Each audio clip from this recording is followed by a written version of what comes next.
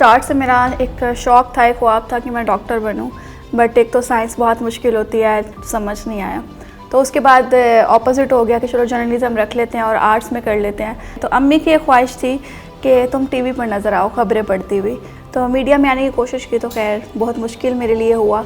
उसके बाद एक चांस मिला मुझे इब्रारुल हक के साथ काम करने का, वहाँ पर मैंने 2 ईयर्स स्पेंड किया एज अ मीडिया मैनेजर।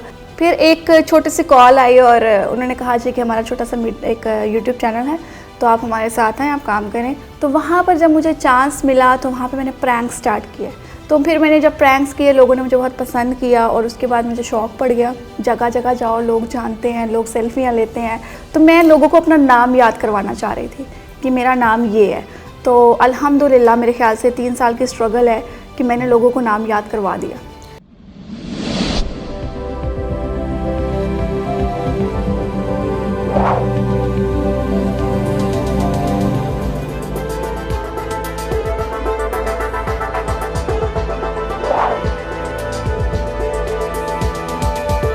अस्सलाम वालेकुम नाजरीन, सीरीज़ ऑफ प्रोफेशनल विजडम के साथ मैं हूं अली रहमान खालिद। आज जो मेहमान हमारे साथ मौजूद हैं, ये एक एंकर पर्सन है और इनकी ख़ास बात यह है कि बहुत ही मुख्तलिफ़ किस्म के शोज़ ये यूट्यूब पे कर चुके हैं, जिनमें प्रैंक्स शामिल हैं, फूड कवरेज शामिल है और इसी तरह मुख्तलिफ़ किस्म की सोशल एक्टिविटीज़ में भी ये पार्टिसिपेट करती हैं, जिसमें रमज़ान या ईद पे गरीबों के लिए राशन जमा करने का भी काम ये करती रही हैं। आइए इनसे मिलते हैं और जानते हैं कि इनके काम के पीछे इनका मकसद, इनका पैशन और इनका इंटरेस्ट क्या है। बहुत बहुत शुक्रिया मरियम इकराम साहिबा आपकी तशरीफ़ आवरी का।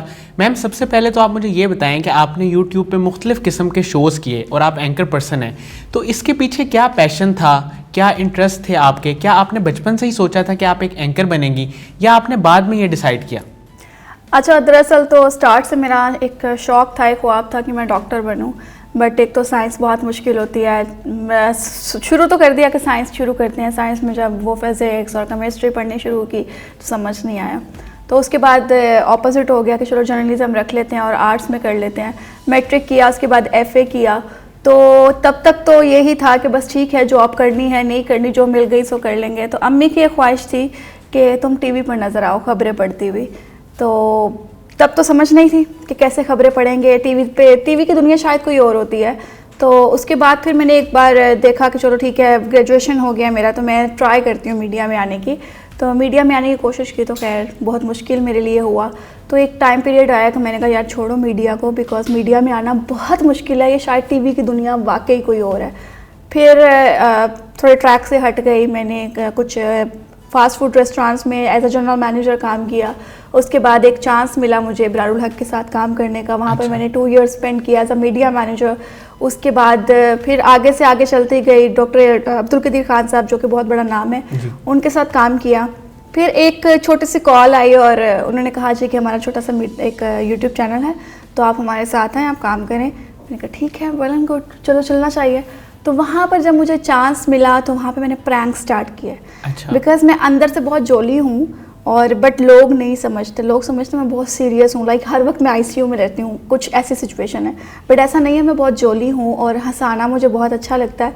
बट कुछ लोगों के साथ होता है कि बहुत सीरियस और टू द पॉइंट बात करनी होती है।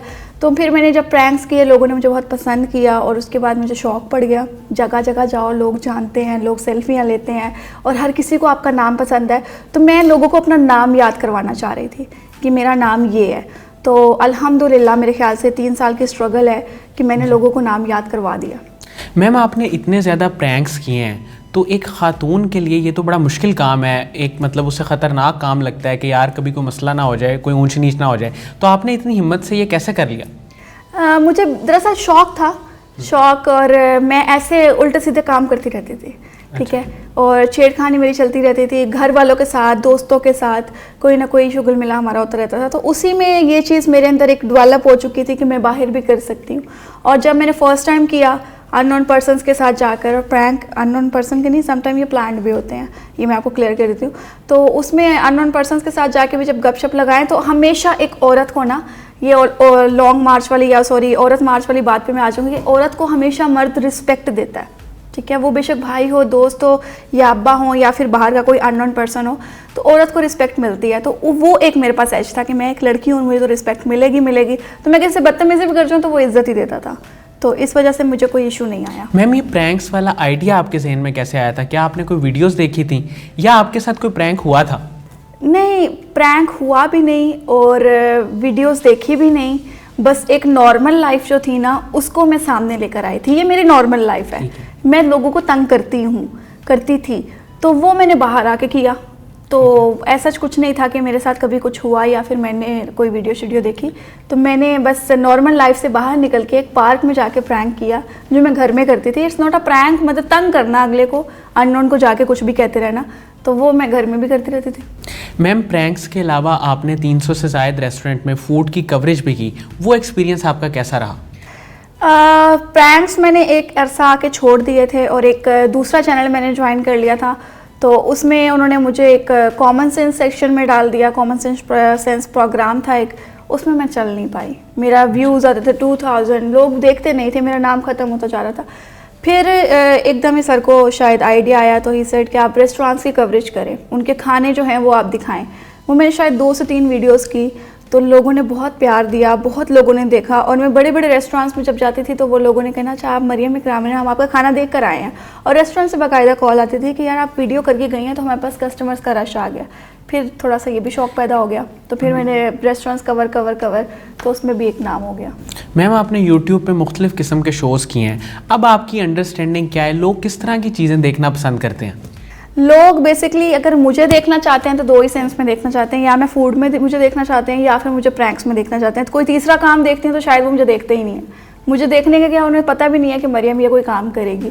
तो खैर ये 2 चीज़ें हैं जो लोग देखते हैं। और मैं कहती हूँ न्यूज़ हर बंदा दे रहा है, अगर आप अनदर साइड देख रहे हैं, न्यूज़ हर बंदा दे रहा है, पॉलिटिकल हर बंदा दे रहा है, मगर एंटरटेनमेंट जो है ना वो रात को 10 बजे जब आप लेटते हैं ना अपने बिस्तर पे, आपको एंटरटेनमेंट चाहिए होता है, आपको फ़नी वीडियोस चाहिए होती हैं। अगर आप फ़नी नहीं दे रहे ना तो आपको इमोशंस के साथ टची जो वीडियोस होती हैं वो चाहिए होती हैं।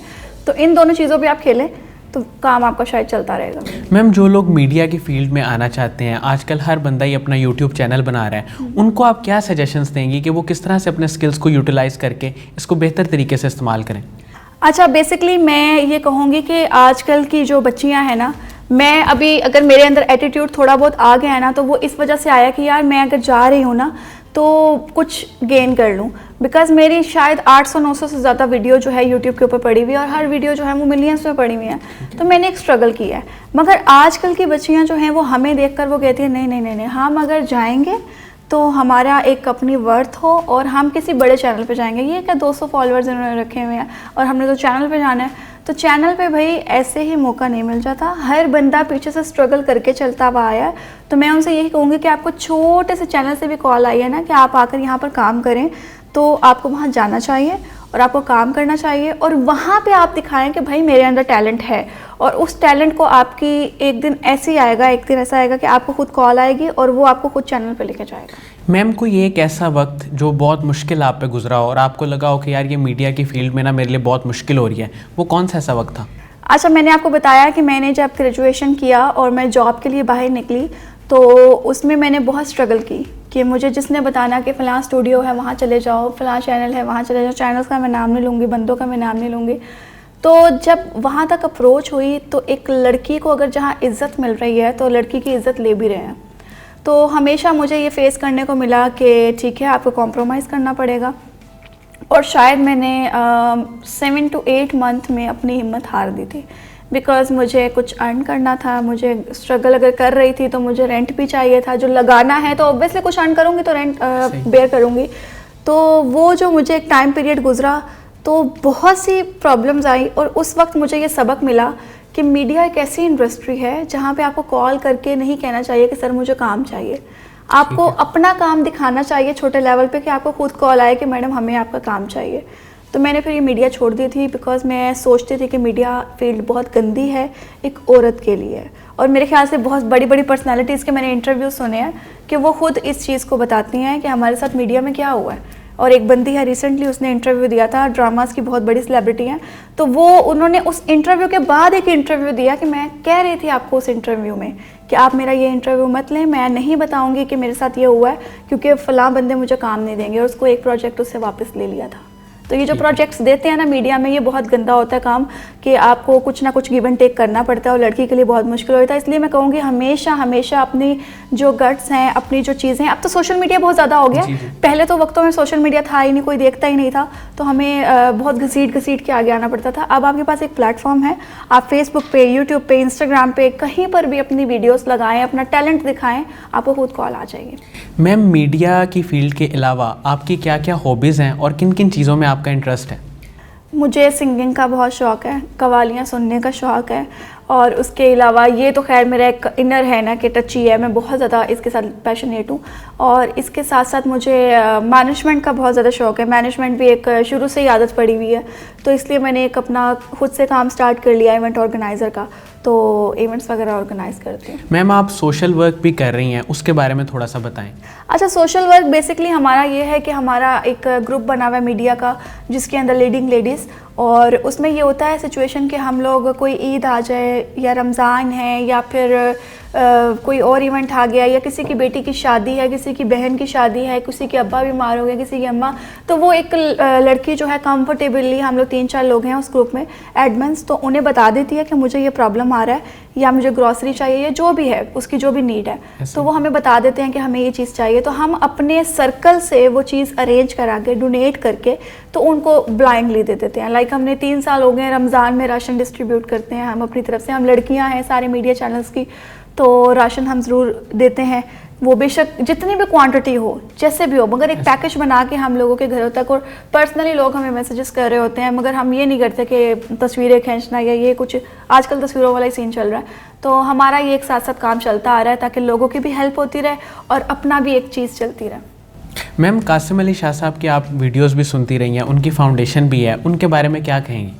कासिम अली शाह साहब के बारे में मैं अल्फाज अगर कहूँ तो वो बहुत कम होंगे, बिकॉज़ वो बहुत अच्छे मोटिवेशनल स्पीकर हैं, और हमेशा उनकी वीडियोस जब हम देखते हैं, कोई एक तो इनर सेटिस्फेक्शन होती है, सेकेंडली आपका डिप्रेशन ख़त्म होता है, बिकॉज़ वो आपकी प्रॉब्लम का हल बताते हैं, और वो बताते हैं कि इन फ्यूचर आपके साथ क्या होगा, तो इसका क्या करना चाहिए, और इसके साथ साथ वो जो लेक्चर्स दे रहे हैं वो बहुत अच्छी बात है। और मेरा जहाँ तक ख्याल है कि हम जितने मर्ज़ी पढ़े लिखे हो जाएं, हम जितने मर्ज़ी काम वगैरह कर रहे हों, मगर हमें कहीं ना कहीं सीखने की ज़रूरत होती है। वो कहा जाता है कि पैदा होने से कब्र तक स्टडी करते रहो, सीखना चाहिए। तो इसलिए मैं कहूँगी कि अगर उनकी वीडियोज़ हम देखते हैं, हमें उठने बैठने, खाने पीने और बोलने का तरीका आता है कि हमें किस तरह से बोलना चाहिए, बात किस तरह करनी चाहिए, कि वो अपनी अल्फाज बेशक उनके कड़वे होते हैं मगर सच होते हैं। बहुत बहुत शुक्रिया मरियम इकराम साहिबा आपकी तशरीफ़ आवरी का। नाज़रीन, मुझे उम्मीद है कि जो लोग मीडिया की फ़ील्ड में आना चाहते हैं उनके लिए इंटरव्यू इंतहाई मुफीद साबित होगा। बहुत बहुत शुक्रिया, अपना बहुत ही ख्याल रखिएगा। अल्लाह हाफ़िज़।